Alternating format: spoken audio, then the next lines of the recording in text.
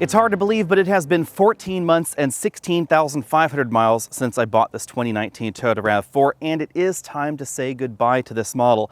If you're interested in buying this RAV4 Hybrid from us here at Alex on Autos, be sure and email me at itsaconspiracy@alexonautos.com. We're going to be accepting bids right around the private party market value according to KBB for this particular, I think it's Blue Flame, but I always call this sort of electric Smurf. This particular model is an XLE trim with weather, convenience, and technology packages. I'm sure all of you can head over to kbb.com and price that out yourself. And again, you can email me at itsaconspiracy@alexonautos.com.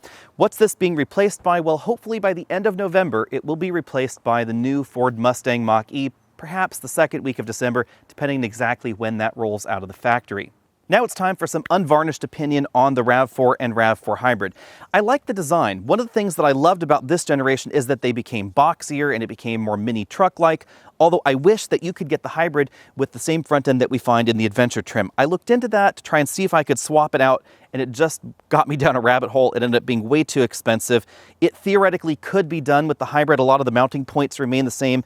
The critical components under there are identical between this and the Adventure trim. I just didn't really have the balls to spend the money and the time and all the effort to get everything done, to get it all painted, etc. It would have been several $1,000s to try and improve the looks, but as it is, I think this is one of the more handsome entries in the group. Now, I do love the looks of the Mazda CX-5. I think it's more beautiful than this, but I don't necessarily think it's attractive in the same way. This is more rugged, a little bit more off-roady looking. The wheels and tires on the RAV4 are a little bit boring in this trim. I could have had more exciting alloys if I'd worked my way up the trim ladder, but I didn't really want to spend that much cash. This one has Firestone Destination LE tires on it, which are mildly eco-focused, but they are all seasons, and they have reasonable grip. I have been pretty happy with this tire choice. They've got a lot of tread life left on them as well, so I was pretty impressed with the overall characteristics of this tire. They are 255/55 R17s, so they have a little bit of sidewall cushion, a little bit more than we find in some of the top-end versions, and because I live out in the country, that was definitely important for me, as was the ground clearance in this RAV4 Hybrid. That's the other thing that impressed me. We have over 8 inches of ground clearance, so you can get 40 mpg, 8 inches of ground clearance, and standard E all-wheel drive, all in the same vehicle. Remember, of course, this is E all-wheel drive, so the most power it can send to the rear axle is 54 horsepower, but I've had absolutely no problem with this in winter weather. Even mild off-roading, it does just fine. If you want to tackle things that are a bit more aggressive, if you want to climb over some rocks, things like that, you're probably not buying a RAV4, probably not a RAV4 Hybrid either, but this wouldn't be the right vehicle for you. You might want to look at something like a Jeep Cherokee. A lot of folks have asked me if I've had the fuel level problem in this RAV4 Hybrid. It actually has never had that particular issue. The fuel gauge is always read very accurately. I know that Toyota has actually issued not a recall, but actually a repair letter where they've identified the problem. If you can repeat it for the dealer, then they will replace the entire fuel tank and sending unit as one piece. Before I bought this model, I was honestly pretty skeptical about towing with a hybrid drivetrain like this, but the RAV4 has done pretty well, and this Eco Hitch with 7-pin wiring harness connection is included in the sale of the RAV4. I was able to tow 2,000 pounds, which is a little bit over the rating on this particular vehicle, up to 7,000 feet above sea level, from sea level essentially, and the RAV4 had absolutely no problem. No overheating issues, really no temperature issues at all, even though it was over 80 degrees outside for the most part. Everything was right in spec. And it actually had more pull than I was expecting. You can really thank those electric motors for the added torque. And the battery management software really makes it so that way the battery recovers pretty rapidly. So even if you're trying to pass traffic in uphill situations, the moment you lift off the gas pedal, it's recharging the battery, so you have that extra shove when you're going up the next hill. The RAV4 model I have has both front and rear parking sensors. You can see them right down there. And we have rear autonomous emergency braking, which I think should be a standard feature on every new vehicle in America. That did not, however, prevent me from accidentally backing into a bush. So there is a very light scrape in the clear coat right over here on this side, something that hopefully I'll be able to get fixed before this goes on sale. I've always loved the engineering simplicity behind Toyota's hybrid system. The way that this hybrid drives isn't exactly everybody's cup of tea, because it does sort of feel like an electric vehicle or a vehicle with a CVT at times, but it doesn't have a CVT. It has what Toyota has in the past called an eCVT. That's not the best way of explaining how this hybrid system works. Basically, we have an engine, we have 2 electric motor generator units, and we have a single planetary gear set, and together, all 3 of those energy moving mechanisms, the engine, the 2 motor units, etc., they act like a transmission. So we have a big motor generator unit that's directly connected to the wheels that gives you that instant feeling of torque when you're in EV mode, mode or when you're just accelerating out in your favorite winding mountain road.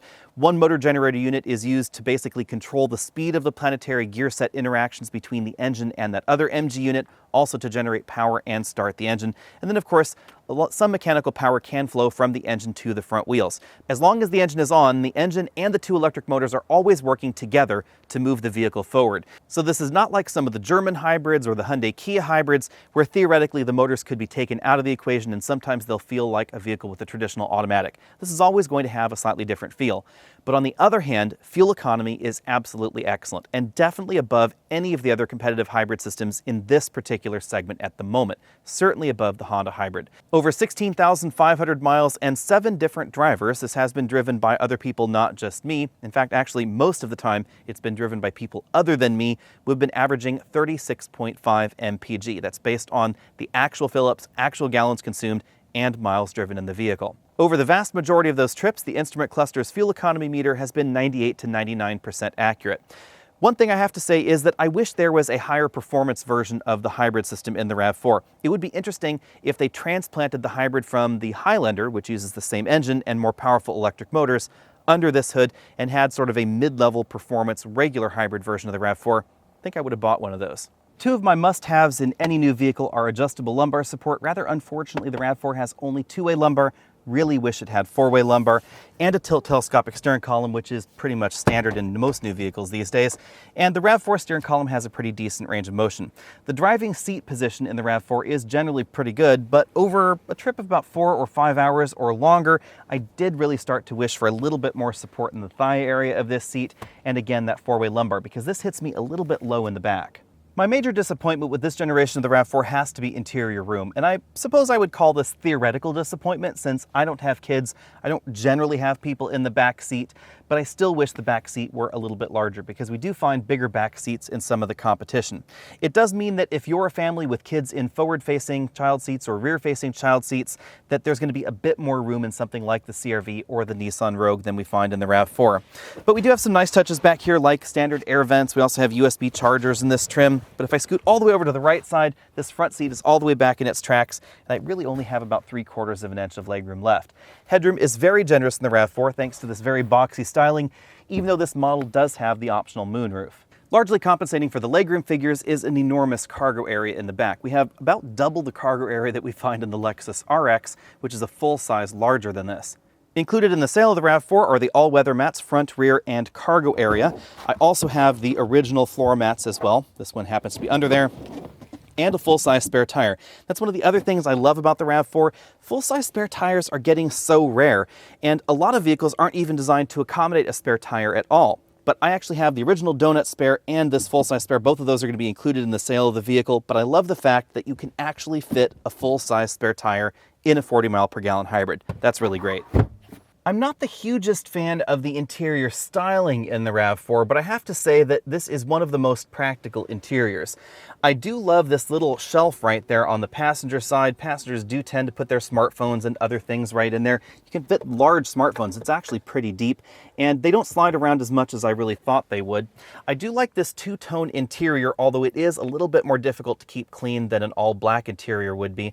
I also like the fact that we have some physical buttons on this infotainment screen, but this software is not quite as snappy as I would like it to be. This model has smartphone integration, and as you can see, you can also do the Scout GPS-linked mapping interface if you'd rather do that rather than the true smartphone mapping interface, but no factory navigation database in there.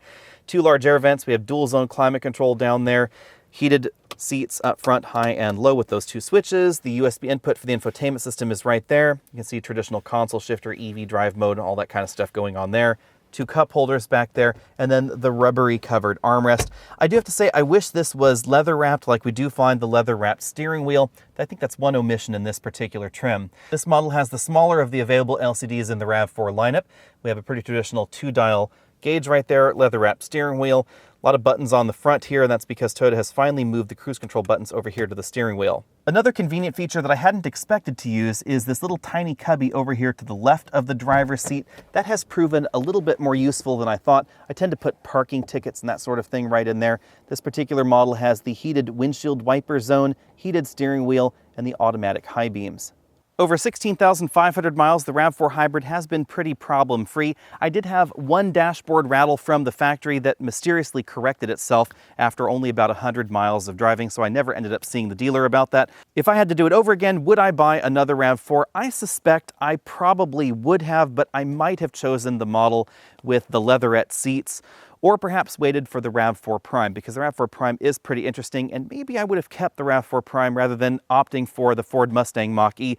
Now, very obviously and very deliberately, it's important to understand the reason I bought the RAV4 here was for the videos that we've done with the RAV4, comparing it to every other compact crossover out there, and of course, just to see what it was like to live with for a complete year, since this is the best-selling thing in America that's not a pickup truck.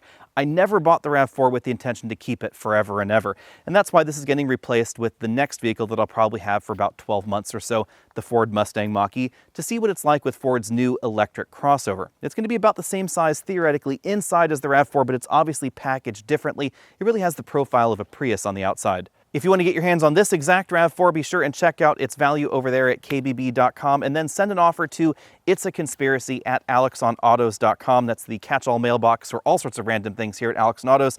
Make me an offer and perhaps be the next person to drive this very, very electric Smurf blue RAV4. I'll see all of you later, and in the meantime, be sure and hit that subscribe button down there. Check out all the related videos of the RAV4 Hybrid and how it compares with pretty much everything else in the compact crossover segment. I'll see all of you later. And yes, if you want an AOA door magnet, I'll toss one of these in for free.